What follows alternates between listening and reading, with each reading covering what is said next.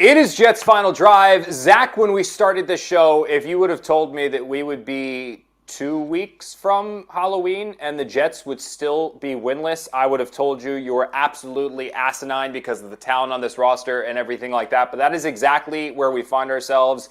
After the Jets lost to the Carolina Panthers, who I was in no way, shape, or form impressed with after watching that game back, score 13-6. The Jets haven't scored an offensive touchdown in 2 weeks. He keeps getting worse and worse and worse. But Zach, you're back from across the pond. You had to sit through that game at MetLife Stadium. I don't think many other people did because the pictures looked like it was absolutely empty. But other than that, buddy, week away from JFD, now you're back. How you feeling?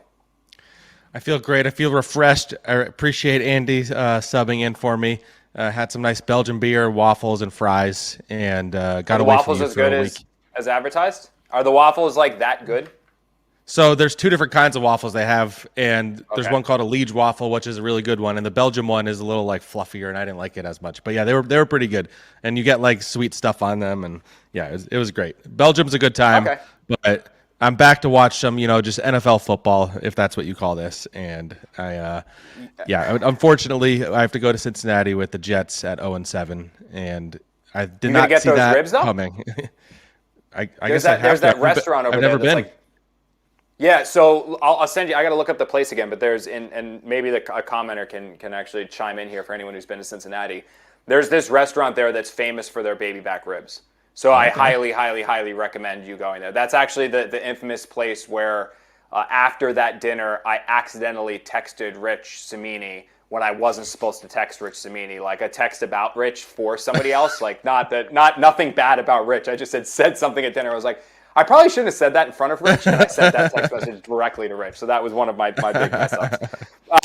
Anyway, Zach, we're going to dive right into this. Like I said, the Jets are now 0-7. They lost to the Panthers 13-6. Our first topic is what we learned from Sunday, presented by Monmouth University, the greatest university in all of the land. Only excellence comes from Monmouth University. That's not actually their tagline, but I think that it should be. I'll let you go first, Zach. What did you learn from Sunday's loss to the Panthers? So I'll combine Sunday with today, and I'll say I learned that Justin Fields has no business being out there as the Jets quarterback. And what I'll say is how that applies to today is Woody Johnson spoke today. I was at the NFL owners meetings in New York. Oh boy, and just to give a real quick background on what happened, Woody walks in. He's one of the last owners to walk in for like the 1 p.m. start time, and he's like, I have nothing to say. And then proceeds to answer questions for like 8 minutes from like a sea of reporters. And he was never asked directly about Justin Fields, but he went out of his way to say, pretty much that we're not winning because our quarterback isn't completing passes. And so, like, if you needed any evidence that Fields is probably not going to be playing next week, and Woody insists that he's not a part of the decision, and that's probably true. I think it is Aaron Glenn making the decision ultimately. I didn't walk out of there thinking that Justin Fields was going to be starting another game for the Jets, so I'll say that. But Fields, you hit it on the head last week where you said like by halftime if he's still playing this poorly, you can't stay with him. And they listened to Connor Hughes, so they benched him at halftime. It was deserved. Like he was awful in that first half, just as bad as he was the week before. He just seems like scared to play quarterback, and so they had to go to Tyrod, who wasn't a lot better, but he was moving the ball at least. That was a big what have you learned. We usually try to keep that in one sentence. So we're gonna ask. You took a week off and just completely and totally fell apart. What I have learned, what we have learned by I have learned, is that the Jets cannot look past any opponent at all. There's no more of that. I don't think they should have been doing that anyway, but it's natural. You look at a schedule and you say these games are going to be really tough, and boom, these games right here are the ones that the Jets can potentially win. You felt that about the Dallas Cowboys. They got their teeth kicked in. You felt that about the Miami Dolphins. That game was in no way, shape, or form as close as the scoreboard might indicate. You felt that way about the Carolina Panthers, the Cincinnati Bengals, and the Cleveland Browns, who were coming up after the bye. And I will tell you that no time for the rest of this year can the Jets look at any opponent and say, we should win that game. It's over. Every single other team can look at the Jets that way, but this team is poorly coached. This team is poorly disciplined. This team has playmakers that are playing well below their talent level, and the result is a team that has the worst record in the NFL, the worst record the Jets have had since the 2020 disaster of a season, and they are the only team in the NFL without a win. So the days of looking at a schedule and thinking, oh, maybe they'll win this one, maybe they'll win that one, no. There's no maybe wins until the Jets actually win a game. And Zach, I do not know where that win could potentially be coming on their schedule, because the Cincinnati Bengals, I think, beat them. The Cleveland Browns, that ridiculous defense, beat them. Maybe the Miami Dolphins on the repeat, but other than that, you cannot look at any game and expect they're going to win. All right, that's going to do it for What Have We Learned from the greatest university in all the land, Monmouth University. Zach, we took, I want to say, like a two-episode break maybe of starting the show with the quarterback. We were talking defense for a little bit. We were talking Aaron Glenn. We're back to talking the quarterback again. I find what transpired on Sunday from afar very comical, because I was ripped pretty good for backing Aaron Glenn's decision to stick with Justin Fields. Totally agreed with that. Stick with him. He went through the gauntlet of competition. The next 3 games for the Jets are supposed to be the easier games that they're going to play. Let Justin Fields get an opportunity. I felt that if Justin Fields went out there against the Panthers and he struggled, then they need to pull the trigger, and they need to move on to Tyrod Taylor, and they need to just end this Justin Fields experiment. I did not believe that they were doing this too abruptly. He was given 7 starts to prove, or 6 starts because he missed 1 game, to prove that he can be this team's starting quarterback. Aside from the 1 game against the Pittsburgh Steelers, he has been varying degrees of very, very bad in those games. There are people within the locker room that feel and believe that Tyrod Taylor is their better quarterback. Very clearly, one of those people within the organization is owner Woody Johnson, who does not believe in any way, shape, or form that Justin Fields can be this team's starting quarterback. The Jets are probably going to turn to Tyrod Taylor. All signs point to that. I think what is so puzzling to me, though, about Fields, Zach, and I'm curious your take on this, is that what Woody Johnson said about him, what we have seen from him specifically in the last 2 weeks, Fields isn't this bad. He's playing at a Zach Wilson inept liability level of play. He was not this bad throughout training camp. He wasn't this bad in the opener against the Pittsburgh Steelers. He wasn't this bad. Well, yeah, actually he was that bad against the Buffalo Bills, but he's never been this terrible of a quarterback. He literally is unplayable at this point. There's something broken within him, and it's just getting worse and worse and worse to the point where the Jets have to go to Tyrod Taylor. Not only because Tyrod Taylor is better, they can't put Fields out there anymore. I mean, I think Zach Wilson is the comparison. Like, this feels like when Zach Wilson lost all of his confidence. Like, Zach had his problems as a thrower, as a processor, all that stuff. But then at a certain point, he completely lost his confidence, especially you think about that Jaguars game in 2022 where he gets benched for Chris Streveler. Like, that was the low point. And it feels like it here where Justin Fields is just completely in his head to the point where he's scared to throw the ball. Like, you cannot be an NFL quarterback while being scared to throw it. And they tried to get him on the move a little bit more. He was running a little bit, but it still was, he was kind of like in the pocket. There wasn't a lot of, I don't know that the play calling was great around him, but it's hard to play call for a quarterback that won't throw the ball. And, he threw it deep. The one play where Arian Smith is being double teamed down the field and Justin Fields kind of throws it into double coverage, not anywhere near him, so it just falls incomplete. And when he's asked about it after the game, he's like, why weren't you throwing it deep? He's like, well, they only called 1 deep shot. So I don't know what Justin Fields, what's in his head, why he became so nervous, why he became so scared to throw the ball, but like, you can't keep him out there if he's scared. And that's why you go into halftime with 40 passing yards. That's why you end a game with negative passing yards. When your quarterback is not willing to throw the ball down the field, not even down the field, literally like in front of you more than 5 yards. Like, I saw a stat on True Media. I was looking it up after the game. He's last among all quarterbacks in the NFL in percentage of throws at or beyond the sticks, meaning he does not throw it to the first down marker or beyond it ever. Like, that just shows you that he's a quarterback that is scared of doing anything. And so that's where it ends. Like, you make a great point. Like, he's not this bad. Like, you could say what you want about Justin Fields. He's not a starting quarterback, whatever. We saw what he's capable of at his best in week 1. We've seen him at his worst. But, like, this is below his worst. Like, that's why it's kind of shocking. This kind of happens to Jets quarterbacks at a certain point. They kind of, fall apart a little bit, and that's where he's at. the one play that's going to stand out to me is Fields is a player who doesn't show a lot of emotion on the field. And I was in Denver watching the Giants debacle. You were covering the game in person, but I was watching the Jets game on my tablet before the Giants kicked off.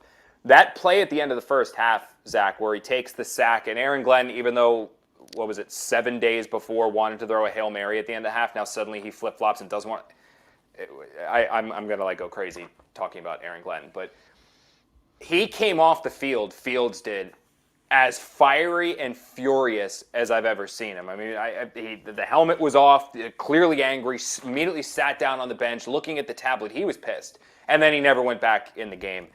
I will say that the funny thing about this is that you and I were texting earlier today, and we both kind of thought that the Jets were going to go to Tyrod Taylor. Once you pull the plug on a quarterback, you can't really go back to him like that. And with the way the Fields have been playing, you kind of had to. But you and I both said, Aaron Glenn coming out and making the comment about he was going to call other coaches to see how they handled quarterbacking situations. Look, we're at a point right now where people are really piling on Glenn no matter what. Some of that you want to pull off on. This is something that I do find. I like him calling coaches to see how did you handle losing streaks, how did you do this, how did you do that. When it comes to your team and you need to call somebody else to ask them how they handled a quarterback switch, how did you know? You need to know.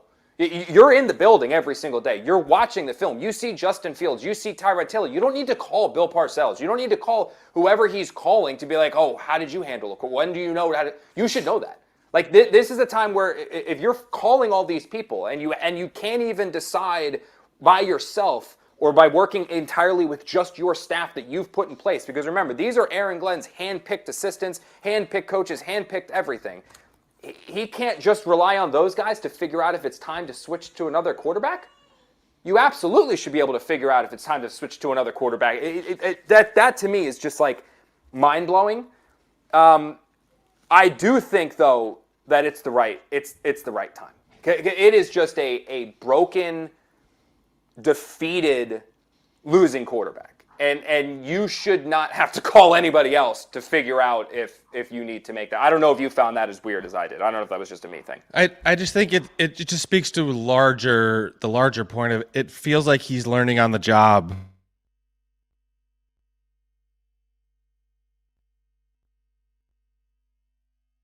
I'm in not halftime, but to go to the post game in London where he's getting mad about being questioned about the idea of benching Justin Fields, and then he does it 2 quarters later, and then now he's saying he needs to talk to some mentors about,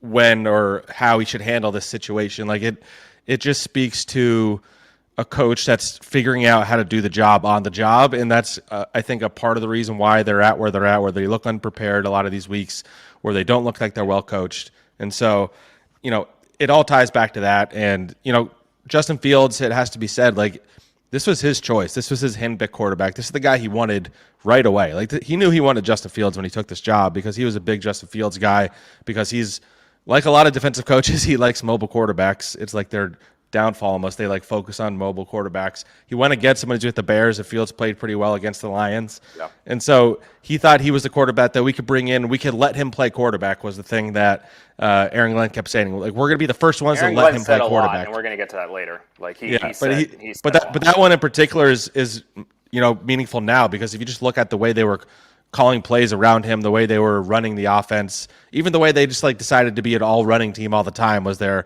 method. Like, they didn't actually let him play quarterback, and the reason why you didn't is because they realized that he's not very good at playing quarterback. So which everyone knew, man. And I will say, just real quick, I don't blame them for paying for the lottery ticket for Justin Fields. I don't even blame them for paying them what he did, because $20 million for this year, if he's your starting quarterback, it didn't work out. It's not going to hamstring you for a long time.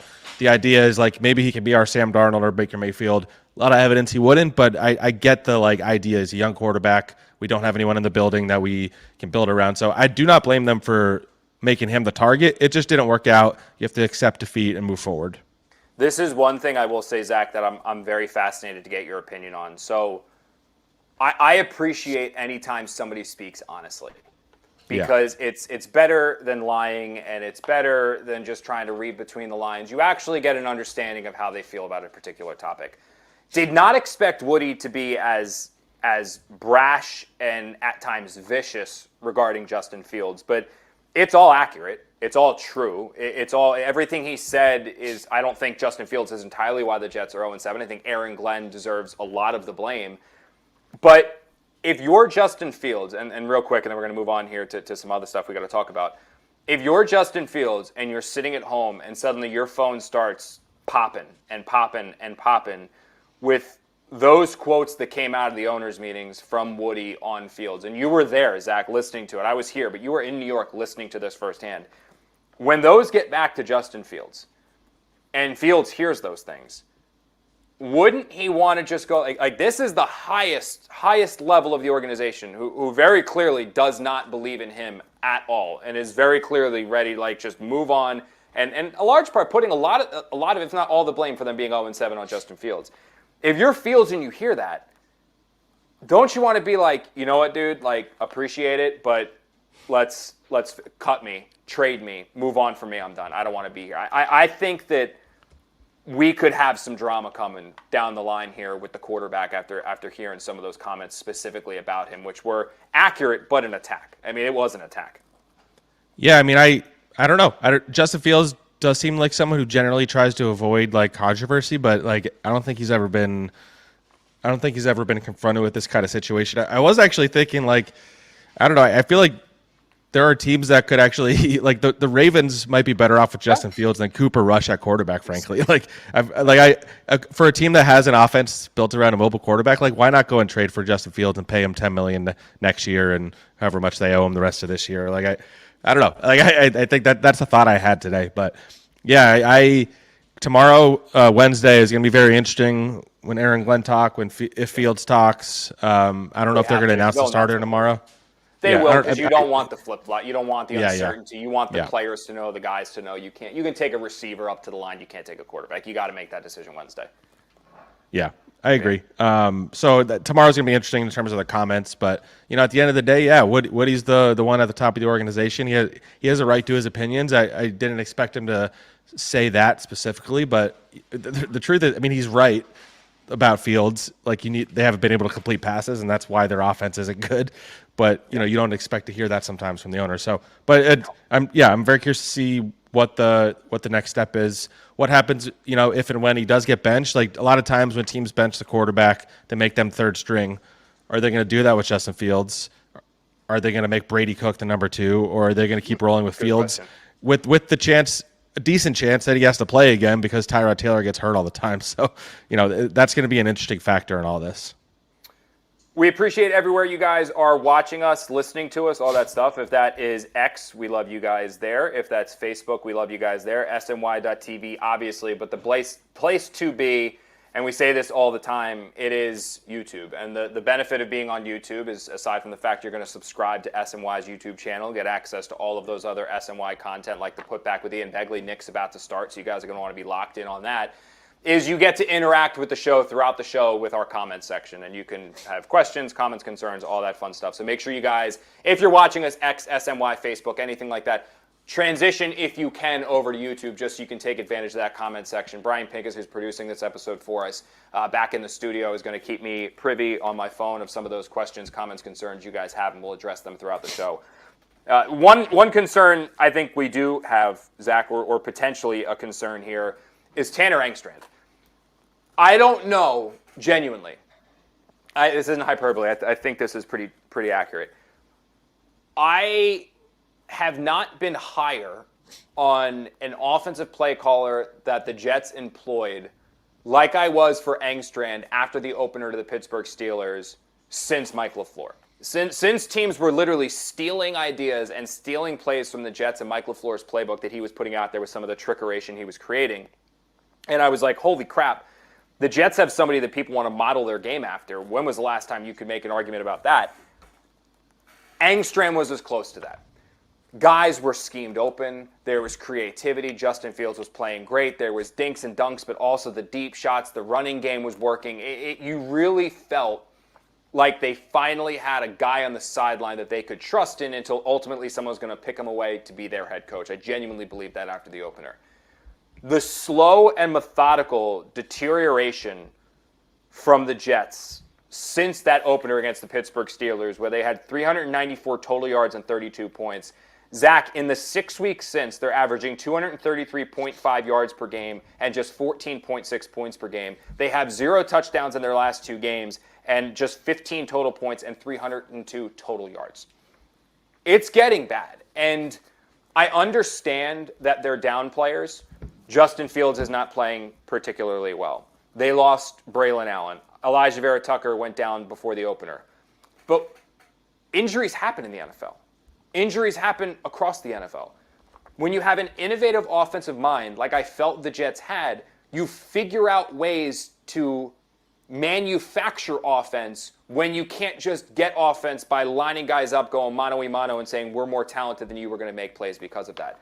Where's the creativity to try to scheme people open without Garrett Wilson? Where Breece Hall, who we saw so often split wide during training camp as a receiver with Braylon Allen in the backfield, they still value Isaiah Davis. Why not have Isaiah Davis in the backfield and Breece Hall playing slot, or Breece Hall playing the X, or Breece Hall being out wide while you move other guys around? It feels it's become so boring, and I don't know if it's just because of the ineptitude at the quarterback spot, but I've been woefully unimpressed the last 6 weeks with Tanner, and it doesn't feel like it's getting any better.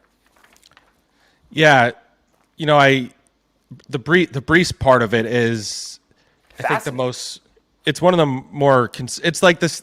It's with every staff. It's like we deal with this where they talk about how they're going to get him the ball in the passing game, they don't do it. Like I tweeted a stat the other day, where if you look at the routes he's run this year, he ranks something like 16th or 17th among running backs in routes run. At this time last year, he was number 1 in the NFL in routes run by a running back. So they're using him as a running back less.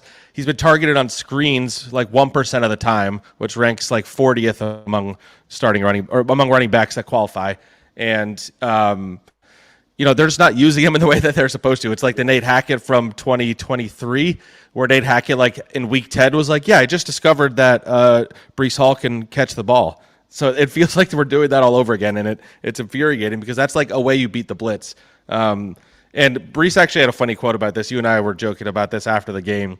I think we have the clip where he was asked about the play calling, and this was his response, because I want to talk about it. Like I said, younger me, I could have been complaining or whatever the case may be, but obviously I want more. I want to be able to really showcase what I could do. But as a team, we're not where we need to be yet, so we need to continue to play together and figure out how we can win games. I just love him, him kind of subtly complaining by not doing it, but he's like, younger me would have complained about the fact that you're not giving me the ball at all. But I'm grown up now, and I will not complain about the fact that you're not giving me the ball.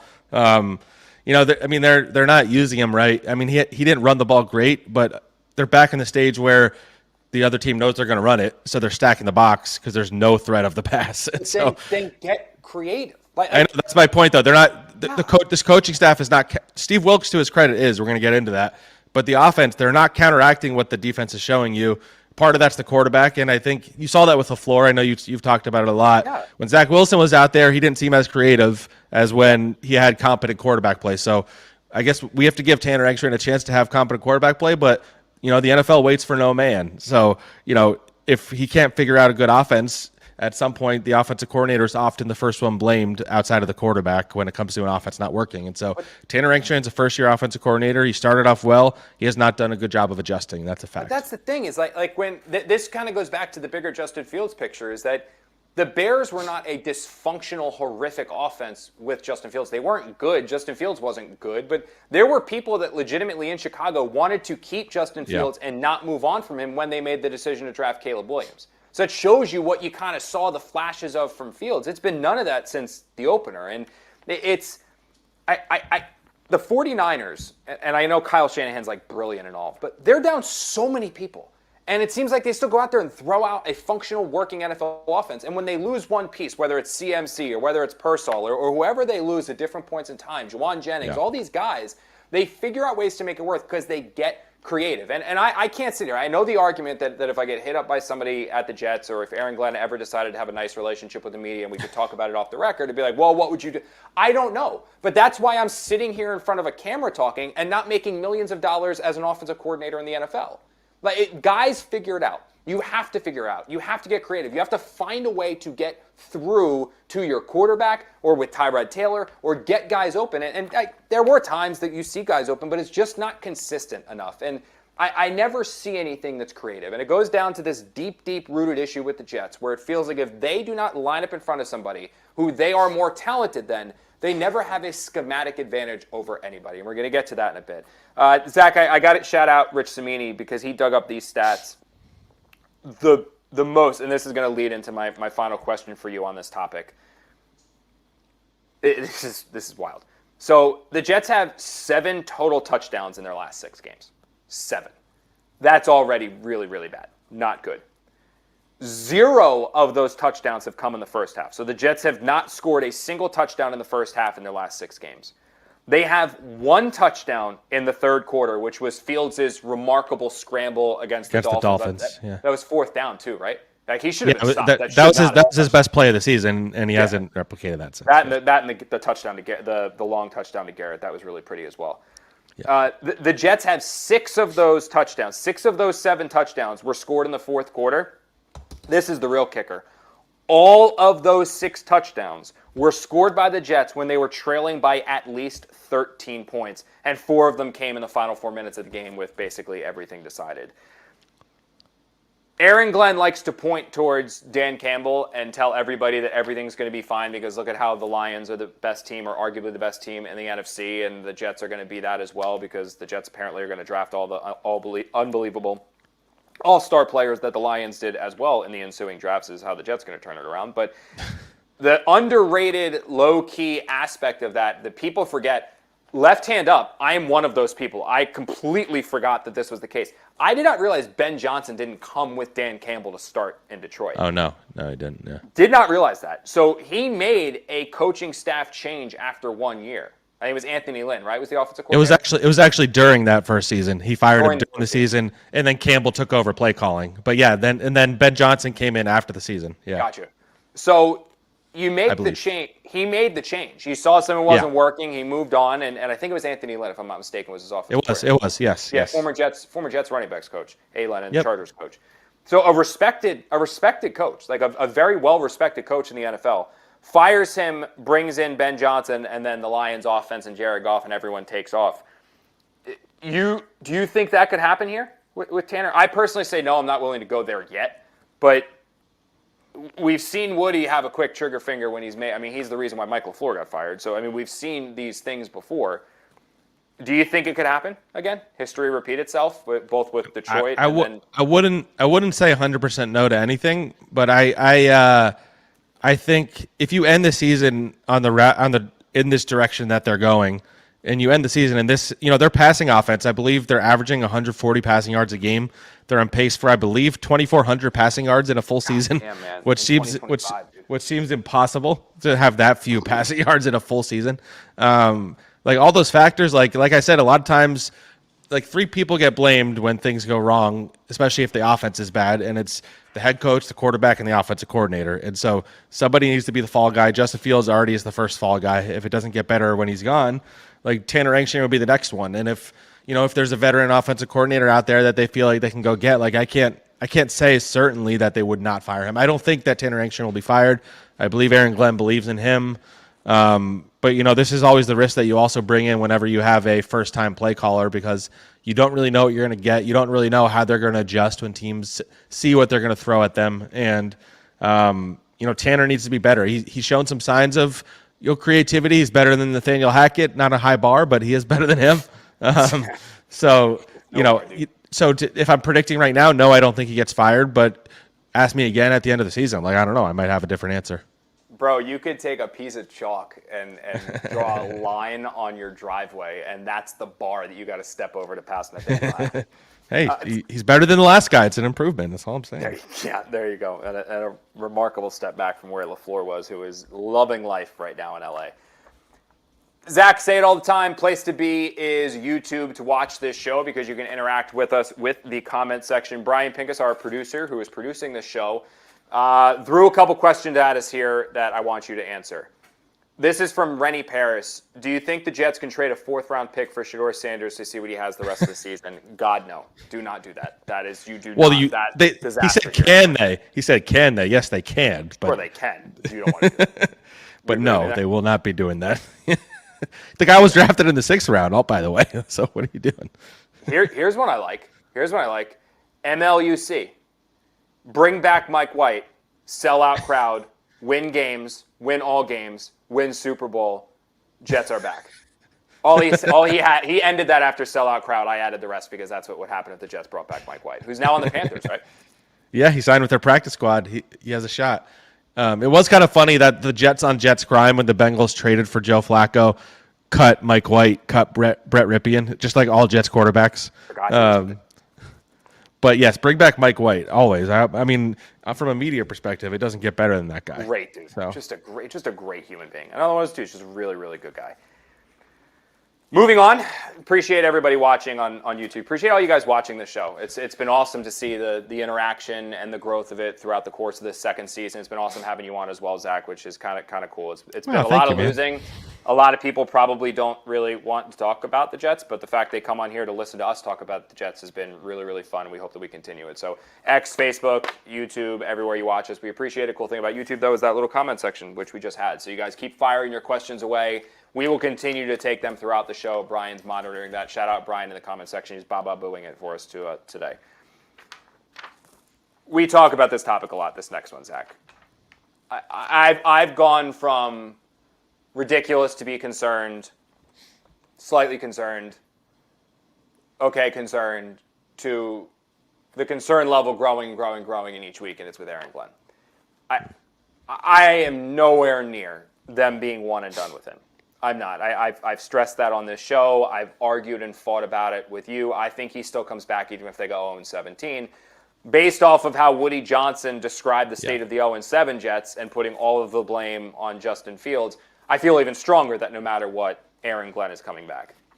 Yeah. That does not mean he isn't without his warts in the first year. Talked about it earlier in the show. The fact that you have an entire coaching staff that you yourself have handpicked and boasted and bragged about how good this coaching staff is going to be and why you brought everybody in.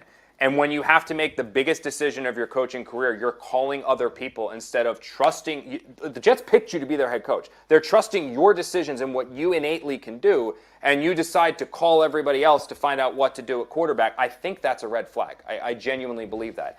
The in-game decision-making, the wishy-washy flip-flop back and forth on are the Jets aggressive, are the Jets not aggressive. They're going for it on 4th and 5. Then they're letting the clock run out again at midfield instead of taking a Hail Mary after a week before they said they wanted to take the shot at Hail Mary. The quotes and the brash and the boldness that he said all throughout the offseason. Remember, he wanted a quarterback who was a winner. That's what he said, Zach, at his introductory press conference. So they sign a quarterback who now 7 games in has the worst record, worst winning percentage of any starting quarterback of 50-plus starts or something like that with Justin Fields. What are the other ones I have now? He said at the NFL Combine their goal is to win now. Remember, we're going to win now. They're 0-7. Will McDonald breakout was coming because of quote-unquote coaching. We have not seen Will since the first game of the season. And this was going to be a team that everybody could be proud of. Well, dude, the stands are empty, so I don't think that's going to be the case. I can't genuinely sit here and instead of having impressive soundbite clips where he's just being argumentative with the media and brash with the media and the one-liners of the we're going to do it because that's what we're going to do, I don't know what the Jets do well because of their head coach. I don't. I really don't, and I think that's troubling. Yeah, I mean, like I said earlier, I think he's learning on the job, and so that's not to say it won't get better. It could get better. I could look like an idiot in a year off of this, but if we're assessing where things are after 7 games. We can only base things on evidence that we already have. We can't predict the future. So he's never been a head coach before, and he came in here thinking like it was going to be maybe easier than it has been.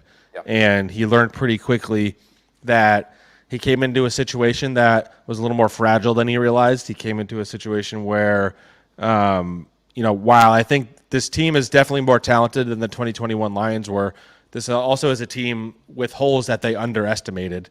The fact that they didn't go and get a second receiver, the fact that they didn't get a backup defensive end, the fact that they, all these different things that we've talked about ad nauseum. They failed in a lot of ways put that stuff on Muji when Glenn's got final say on the roster. Yeah. That was kind of my point I was about to make. Like this is Aaron Glenn's show. He's made that clear from the get-go. He got rid of all the big personalities from the locker room. He made it clear. Aaron Rodgers, I agreed with the decision, but, part of the reason he told Aaron Rodgers he was getting rid of him because he didn't want him to second-guess him in the back of the room while he was talking to the team. So he wanted it to be clear, like, my word is gospel and everybody will listen to me. And so far, that hasn't worked. And so the biggest question is always with these coaches, have they lost the locker room? I don't think we're there yet, but, if you keep losing, your message starts to fall on deaf ears. And when your message is falling on deaf ears, that's kind of the death knell for any coach. And so he's getting into dangerous territory. I know they keep talking about, I believe that my message is getting through because Wednesday through Friday, we're busting our ass. Well, the Jets are, 100 years in a row Super Bowl champions from Wednesday to Friday, but that doesn't matter if you don't win on Sunday.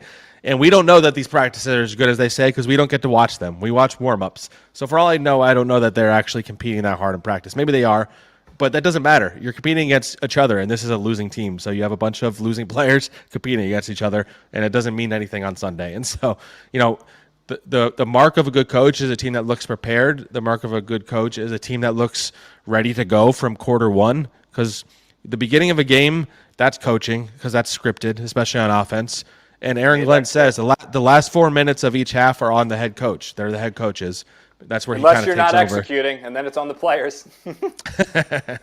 And the before halftime has been an absolute disaster. It's hard to judge the end of the game because a lot of times that's where they've gotten their production when they've been down by double digits. But the end of half has been a disaster, and we alluded to it earlier. Like I feel like I'm losing my mind on the Hail Mary stuff. Like, what does it hurt to attempt a Hail Mary? Just going, like, I think in this last one, I wasn't watching the TV copy, but somebody told me that the ref, went to Aaron Glenn to see if he was calling a timeout, and he, waved him off. That is where you lose players, is where you're, it feels like you're giving up. We just got sacked twice. We were just trying to get to the locker room. There was some confusion in London about whether it was a first down or not, and we decided rather than deal with the confusion, let's just go to the locker room. We're getting the ball back anyway. No, that is not how you operate. You try and get points at all costs. You're a team that's not scoring. And even the 4th and 5 where they go for it, I get it to a degree being aggressive. You're 0-6. Why not? Well, also you have a kicker who's automatic, and 4th and 5. I don't know that I trust that Justin Fields can complete a 5-yard pass. So kick the field goal, get the points in the first quarter. If it's the fourth quarter, that's a different conversation. So I just think a lot of the decisions he's been making have been the wrong ones. And like I said, that's not to say there's not hope that it'll get better. He absolutely could be learning from his mistakes. You hope that he's doing some self-reflection, but we just haven't seen any evidence of that translating on Sundays yet. No, because it's not getting better. That's the thing that I struggle with, is that the same warts and wrinkles that we criticized Aaron Glenn for in the opener are still there. They're not. It's like he's not learning. It's like he's not getting better. It's that if you can't phone a friend and find out from them what to do, he doesn't know how to fix it himself. And I don't know if that's just such an extreme level of self-confidence that he feels that he is smarter than everybody else and he's just going to figure it out. And I don't know if the calling people is the humility that he needs, but you'd like to think that when the Jets entrust their franchise and give Aaron Glenn the control that they have given him, he has far more control than the last few coaches they've had in this building have had. You'd like to see more than what you've seen from him. And what I keep going back to, Zach, is that the 2019-2020 seasons for the Jets were bad. Now, Adam Gase's first year, I think they were 1-7 at one point, or 1-6, and they finished 7-9. They got hot beating up on some bad teams. The next year was the horrific 2-14 year. That team, I remember talking to Adam and getting to Adam and the defense of Gase and why not to give up on Gase after 2019 or even at points in 2020 was that the talent wasn't there. There are these similarities being drawn between the Jets this year and the Lions when Dan Campbell first took over, and the Jets this year and the 2020 Jets. What I struggle so mightily with is that you can't compare the talent. You can't. I've got the team leaders brought up here in 2020. Sam Darnold's your starting quarterback. We all knew that about Sam and what he's turned into. The leading rusher for the Jets that year was Frank Gore. That was their leading rusher. Their top 3 receivers were Jamison Crowder, Rashad Perryman, and Braxton Berrios, with Denzel Mims casually scooting in there. Chris Herndon was still the tight end. Your offensive line was the worst offensive line I have ever seen, and I've covered some horrific offensive lines. It was that bad. They didn't have anything they could rely on. Left tackle, right tackle, interior offensive line. And then the defense, Neville Hewitt was the Jets' leading tackler that year. He's actually still in the Giants practice squad right now, but Neville Hewitt's your linebacker. The person who led in sacks, let me click on this one. Oh, Quinnen Williams. Terrell Basham was the second guy who led in sacks. Nathan Shepard, these guys, like Jordan Jenkins, remember him? Like, these are the guys that the Jets were relying on. It's not the case right now. They have Garrett Wilson, although he's out right now. They have Garrett Wilson at receiver. Even without Braylon Allen, you still have a really good running back duo in Isaiah Davis and Breece Hall, a group that you bragged about endlessly. Mason Taylor, the tight end. The offensive line is good. That's a good offensive line. You have a wart at quarterback, but the rest should be able to be masked up and making that up. And the defense is getting better. We're going to touch on that in a little bit, Zach. But there's far too much talent on the Jets roster right now for this team to be playing like they are.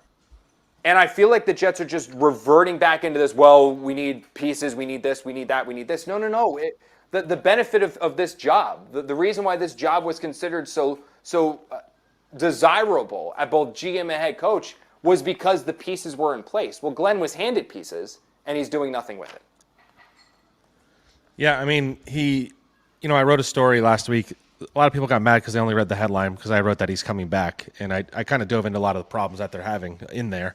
And he alludes to this being similar to the Lions situation a lot. And I went back and you look at who the Jets have that either had made a Pro Bowl recently or have been Pro Bowlers in the past. That includes Sauce Gardner, Jermaine Johnson, Quinnen Williams, Quincy Williams. I believe there's one more. Sauce Gardner, I don't think I mentioned him. And they had like quality starters as well. When you have Jamie and Sherwood, you have Will McDonald and a couple other guys. You go back and look at that Lions roster. Jermaine's a Pro Bowl. Jermaine, yeah. You go back at the Lions roster. They had Jared Goff, who had made a Pro Bowl, and they had T.J. Hawkinson, who had made a Pro Bowl. That's it. Like, not a single other guy in the roster had made a Pro Bowl before. And if you go through the roster, a lot of those guys, a lot of them became good later on, but they were not good. The point being, the talent level is a lot higher here. He inherited a team that had a lot higher talent level. Yes, you don't have a good quarterback, but Aaron Glenn picked him. You don't have a great number 2 receiver, but the Jets decided Josh Reynolds was good enough as your number 2 receiver, and they've made some other mistakes along the way too. So, a lot of this, like we said, falls back on Aaron Glenn, like them being this bad. It's not all on Justin Fields. Aaron Glenn holds a lot of the responsibility. And I know Woody pointed to the fact that the Jets don't have a quarterback and who could have success with Justin Fields and who could do this. It's probably not the perfect example because he's a Hall of Fame coach, but Mike Tomlin was 4-2 with Justin Fields a year ago and far less talent on offense around him because Breece Hall would have started for the Steelers last year. Garrett Wilson would have started for the Steelers last year. Mason Taylor probably starting with Freiermuth for the Steelers last year. A lot of the members of the Jets offensive line, if not all of the Jets offensive linemen, starting for the Steelers last year. Tom was 4-2 with Justin Fields. He then benched Justin Fields and went to the playoffs with Russell Wilson. So coaching does matter, and I just can't. No one having success with Fields, I can't buy into that when the Steelers literally we're off to a 4-2 start with him and then went to the playoffs with him. I think this is the first time you and I have talked about this, Zach, because we're going to move on now from Glenn. I don't think there's really anything. You have anything else to add about that, or anything else to talk about with that? Although I will, as you were talking, I just realized Justin Fields was benched after 6 games. Last year and this year, technically, because he didn't play one game. So after 6 starts, he was benched. So there you go. Consistency. Even though I didn't even think about this, but I guess it's probably too late now. But Aaron Glenn just being so vehement and so aggressive over the notion, the thought, how asinine and egregious and ridiculous it would be for the Jets to even consider benching Justin Fields. And then literally benching him after 12 more passes and 2 more quarters is like that. That's another thing where I'm like, what? Like, there's so many times I'm like scratching my head, being like, what is going on? This is the pause I was talking about, though. You and I don't think have really talked about the draft yet, have we? Have we done that yet? I think we've mentioned it, like the Jets would hold the number 1 pick per Tankathon, but I don't think we've gotten into it. I believe this question was texted to us on Sunday when the Giants were playing and the Jets had already lost. Brian, who's producing this show, might have been there, and I want to get your take first, and then I'm gonna go back on it myself. Do you think the Jets regret passing on Jackson Dart and not drafting Jackson Dart? I mean, if based on what we're seeing, yes. Do they regret it? Yes. Yeah, then you absolutely regret it. I mean, he looks like the exact quarterback they need right now. He not only is not afraid of anything, but he's also mobile. So, I mean, he's better than I could have imagined. I think the Jets probably, along with a lot of other teams. But, I think that's something that started to come up a little bit because you look across town and you see a quarterback playing well that was on the board when the Jets were drafting. Armand Membo has turned into a pretty solid player. I think he's going to be really good.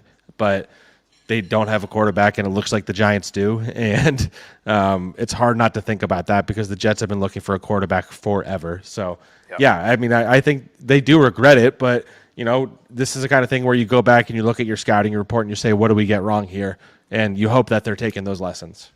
Well, and I agree with you. So hindsight, absolutely, because Jackson Dart does look like, he looks like a guy. How good he's going to be, we've seen guys look like guys and then not be guys. We've experienced that over the years, Zach, but he does look pretty legit. I give the Jets a lot of slack here and a lot of leeway because if the Giants knew Jackson Dart was going to look like this, they're not waiting until the 20s to trade up for him. If the Giants knew Jackson Dart was going to look like this, they're probably taking him 3 and not drafting Abdul Carter. That's just the truth. Yeah. This was a quarterback in Dart that the vast majority of people had a day 2 grade on. They felt he was going to be a second-round pick. They saw him as incredibly green, going to need a full year plus to develop and learn and grow, and then maybe he could be a competent starting quarterback. Nobody thought he would look like Jackson Dart is. And he's still learning. He's still warty. He's still wrinkly. There's still things in his game that need to be fixed and ironed out. But Brian Dable deserves the credit for Jackson Dart. Nobody else. And this goes into a bigger point, which we're going to get to, Zach, actually in this segment, because I'm very curious how you feel this as well. Joe Schoen, there are clips that the Giants released from their draft room where Joe Schoen and the Giants have now reached the point, they've already taken Abdul Carter, they're getting to the point where they need to trade up in the draft where they're going to trade up for Jackson Dart. Joe Schoen is speaking to Brian Dable, and he's saying, nobody's going to care about a third-round pick if you are right. Meaning your evaluation of Jackson Dart is right. You want Jackson Dart. You think Jackson Dart's a franchise quarterback. You wanted Jackson Dart 3rd overall. If you are right and all it costs is a third-round pick, nobody cares. He doubles down and he makes another comment to him. He goes, well, he passed all of your tests.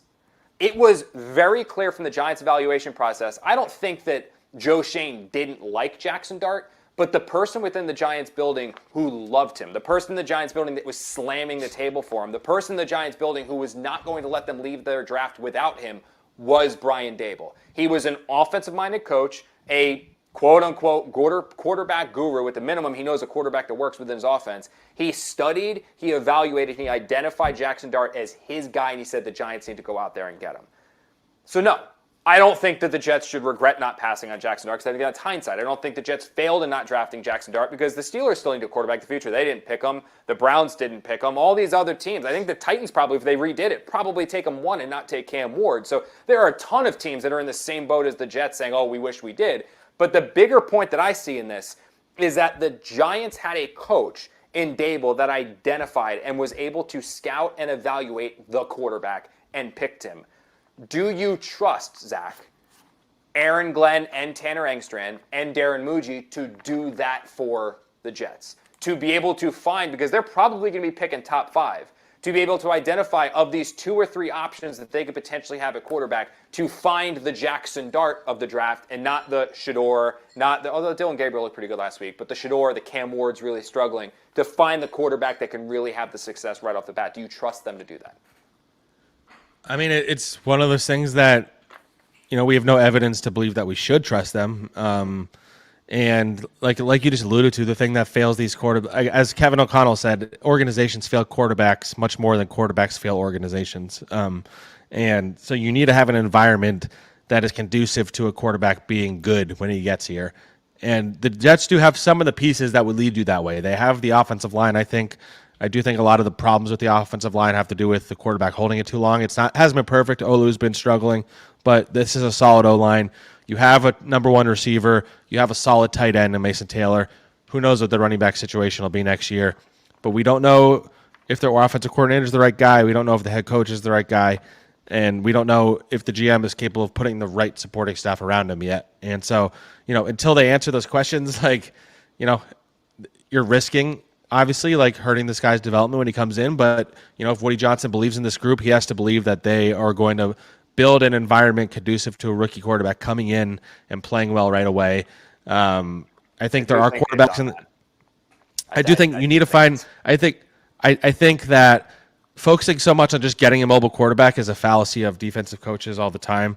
They just need for this offense to work. Justin Fields is not a quarterback that fits in the Lions' offense. It's like a timing-based offense where the quarterback's supposed to get the ball where it needs to be and let the playmakers make plays.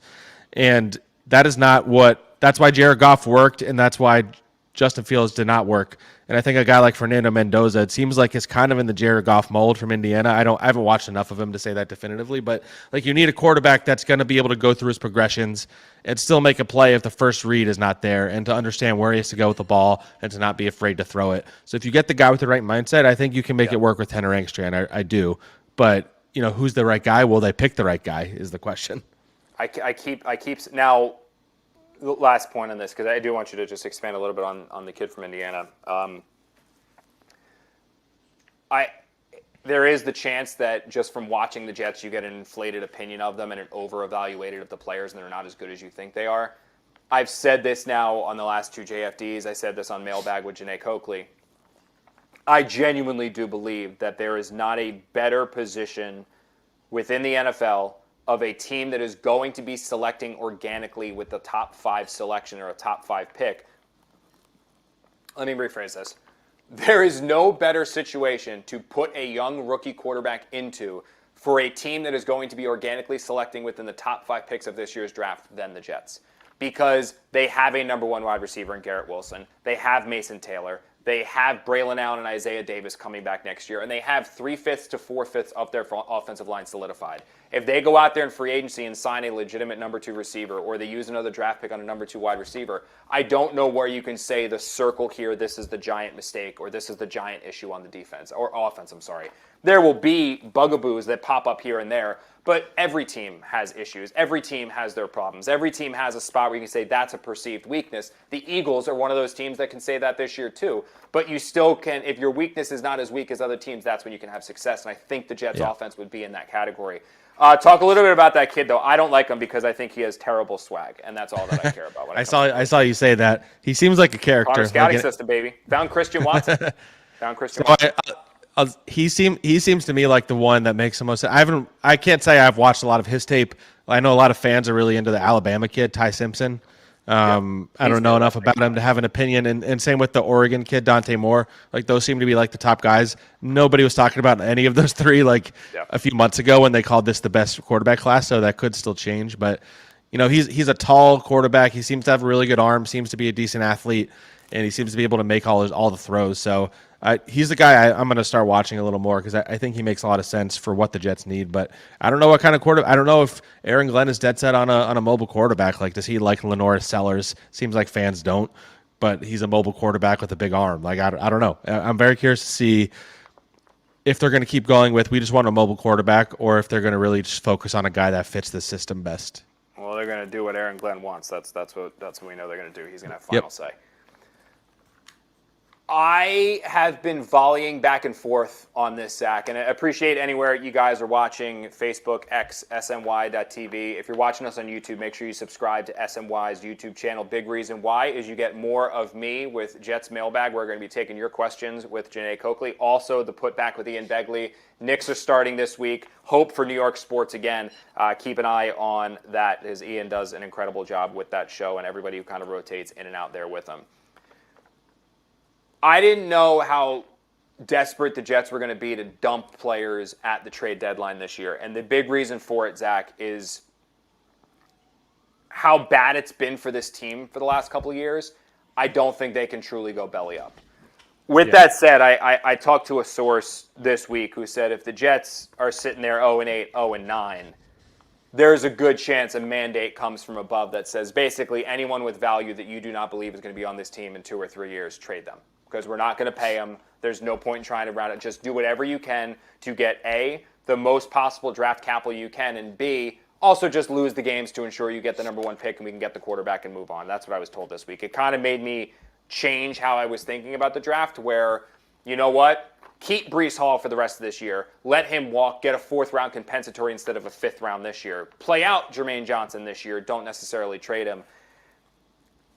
If the Jets lose to Cincy, which I think both of us think is going to happen, I think we could be approaching fire sale time for the Jets, where a lot of these guys that maybe were on the fence of being traded do actually get traded. I think that could happen. Yeah, I'm just mostly interested to see whether that they'd actually trade guys that are under contract beyond this season. You know, I think Michael Carter II is probably gone. I think especially because he probably lost his starting job. I'm curious if John Simpson would be on the move because I think you could get something for a quality starting offensive lineman who is going to be a free agent. You know, there's Quincy Williams, I think makes a lot of sense, especially for a team like the 49ers and Robert Sala's defense, and they don't have Fred Warner. Like, I could see Quincy Williams getting traded. The big questions would be Quinnen Williams, Jermaine Johnson, Will McDonald would be like the 3 big like guys under contract who probably have the most value on this team of guys that you're actually willing to trade. Yeah. Like, what would it take to trade them, and would you do it if you got that? If somebody met that match, like you only trade Quinn and Williams if you're getting a first, probably, or like a bundle of seconds. Interesting you bring that up. Yeah. Sorry, keep going, Zach. I'm sorry. I'll get to that. In a second. No. I mean, it has to be the right value. Like, I wouldn't trade Jermaine Johnson or Quinn and Williams personally, but if someone comes to you with what I don't know what you're looking for with Jermaine, if it's a 2 and a 4. Like, it's hard to say no to that because that's pretty good value. But I also just think Jermaine's a guy you build around, not a guy you trade. So that's kind of the question I have. Will McDonald is someone I also wouldn't trade because I don't really know what his value is. And I also think he's a good pass rusher, and you keep a guy like that.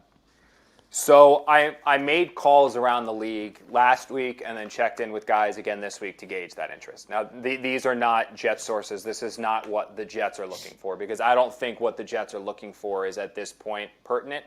I think what teams are willing to give up for these players is more pertinent. I think that's more noteworthy. That's more interesting.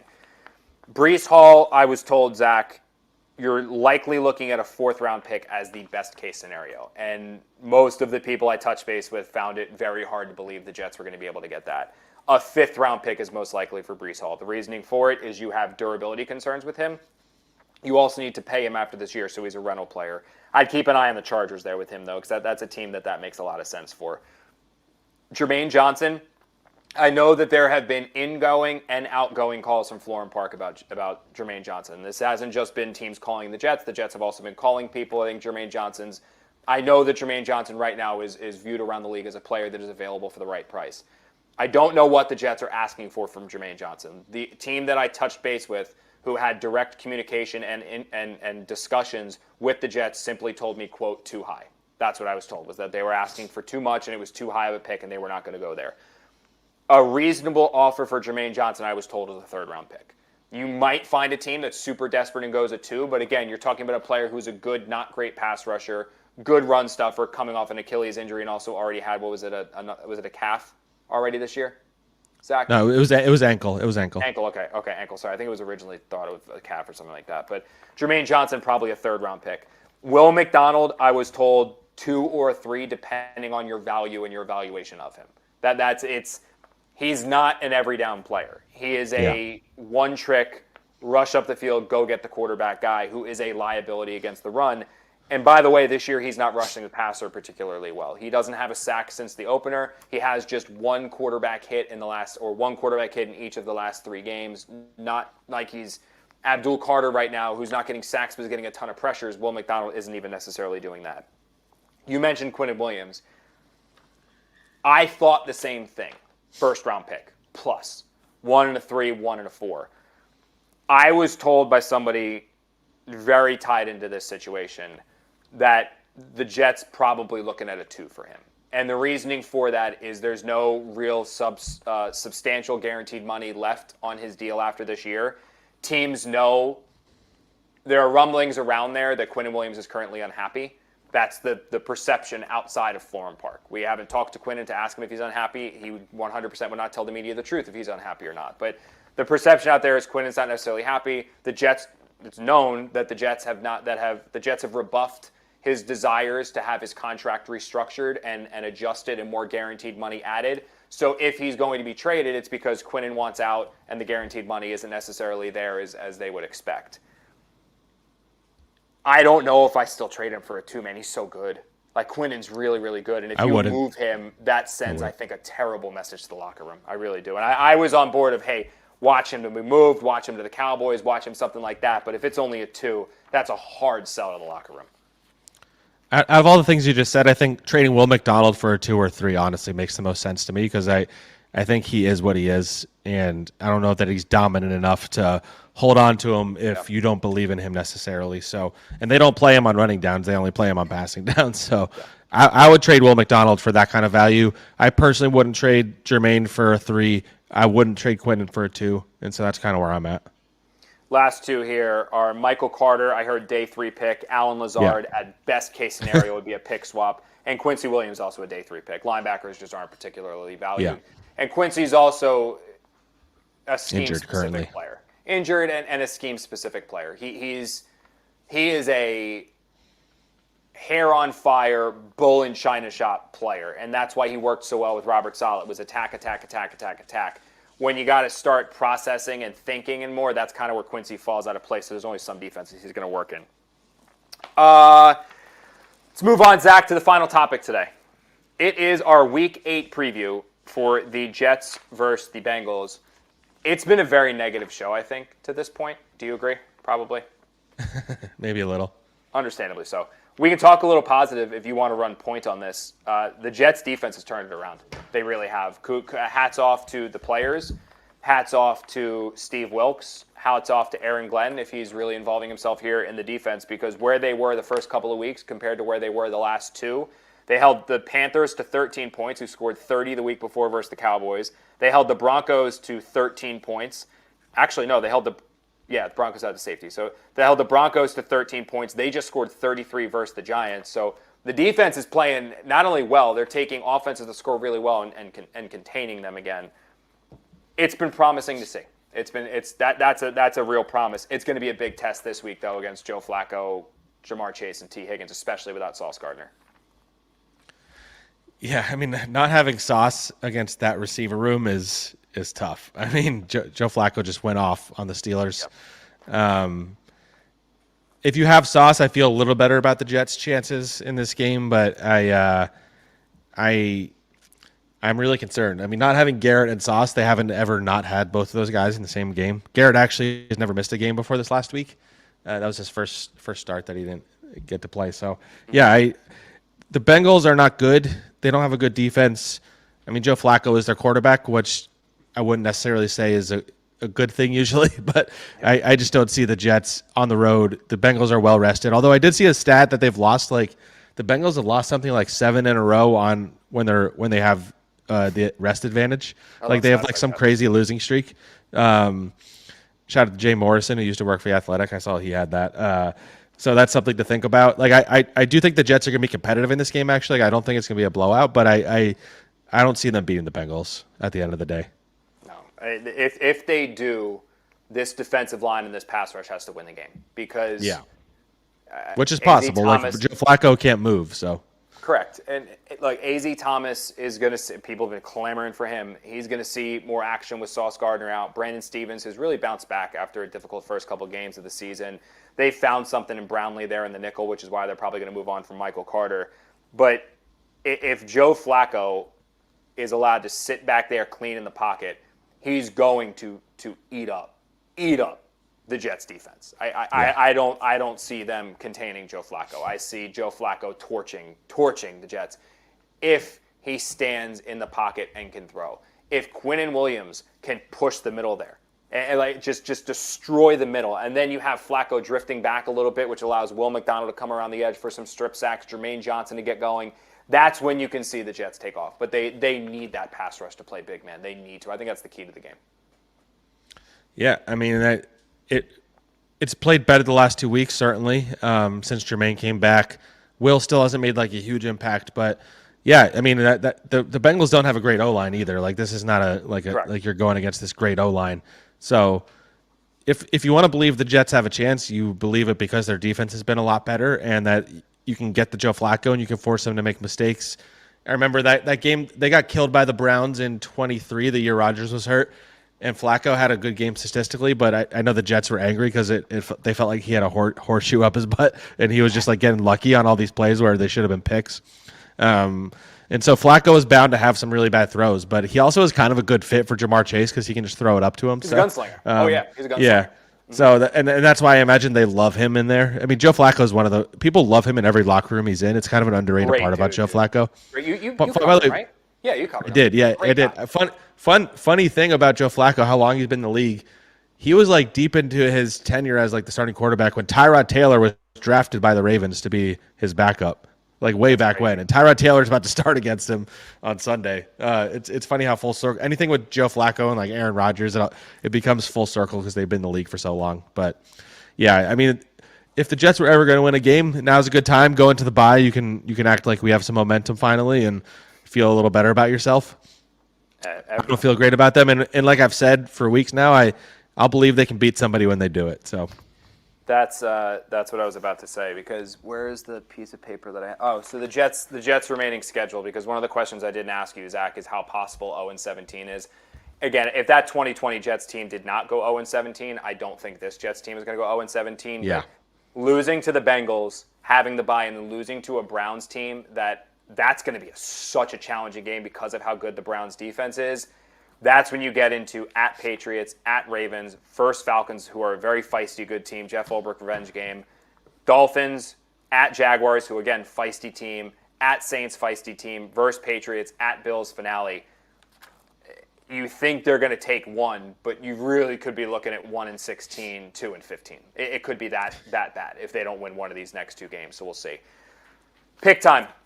Brooke made her selection at dinner today. We're going through this thing, Zach, where you put the camera in front of her and she screams. She does not like her photos being taken of her. She doesn't like videos being taken of her. But if I slide the two papers across from her and ask her who she thinks, then she picks one and explains it to me. So orange and purple are her two favorite colors right now. So Jets really screwed for a pick when they play the Ravens. Instant pick was the Bengals. Instantly picked the orange Bengals. She also loves Tigers. So that is her pick. I'm riding with Brooke as well. I think that the Bengals are going to win this one and win this one big. The Jets, I would think, have a chance if Garrett and Sauce were playing. I don't see how Stevens covers Chase, like AZ Thomas on Higgins. I don't see that working at all, man. Actually, Stevens had a good game against Chase a while back. Wasn't that like the big thing? When he was with the Ravens, I think he has been pretty good lately too, but that's with Sauce on the field too. But I was hoping this. I wasn't sure what the line was. I was hoping it would be like 6.5, and then I would have been like, okay, maybe I'll take Jets plus 6.5. But I'm not doing it 4.5. It's too low. So I'll say Bengals minus 4.5 as well. So we're all going chalk. That sucks. We gotta start changing this up, man. You built that big lead on us. The Jets stink. The Jets stink. We need them to not stink so much, and then we'll have different picks. This is something, man. 0-7. You and I were texting about this after the game when they lost and it went final. I cannot believe that they're 0-7.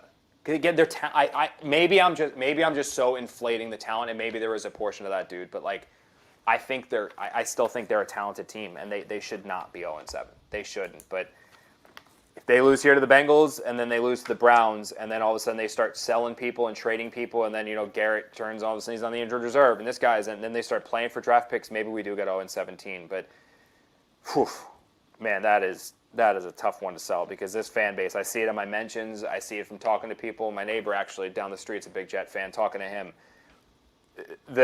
it's ugly, dude. It's getting ugly, and it's just getting worse. Yep, it's again, for our sake, I would love a win, but I don't feel great about their chances. So yeah, neither do I, buddy. Well, I do feel great about this show, though. It was nice having you back, man. It's good to be back. I think we're in a nice little rhythm here. I think we've kind of figured out each other's mojo, and the show's taken off, and people seem to be liking it, even though the Jets aren't. I mean, look, people are. What is it right now? We got. I don't track YouTube, but 17,000 views already on X, which is pretty impressive considering the Jets are 0-7. So I appreciate everybody who's tuned in and watched, whether that was on X, like I just mentioned, SNY.TV, Facebook, or YouTube. The cool thing about YouTube, guys, and I say this all the time, make sure you subscribe to SNY's YouTube channel, because not only can you watch Jets Final Drive there and interact with us throughout the show, you also get access to Jets Mailbag, which is coming your way later this week with Janae Coakley and myself. We're going to be taking all of your questions on the state of the Jets. I know there's a lot. I know there's going to be more negativity. We're going to try to get to as many of them as we can this week. Quarterback, Glenn, all that fun stuff. We'll be talking about it on Jets Mailbag this week. But you also get all of SNY's other digital shows. You can see Baseball Night in New York, clips from Sports Night, clips from the Jets pregame, postgame live, and Ian Begley's putback, which the Knicks are starting this week. So let's go Knicks. Even though, Zach, I know you're a Sixers fan. Other place they can find you, Zach. How's flight plan going? You guys enjoying that part of the Badlands family? I mean, we're enjoying being part of Badlands, but it's, as you know, potting when a team is this bad is tough. So, we're trying. But yeah, I feel so bad for Tim, dude.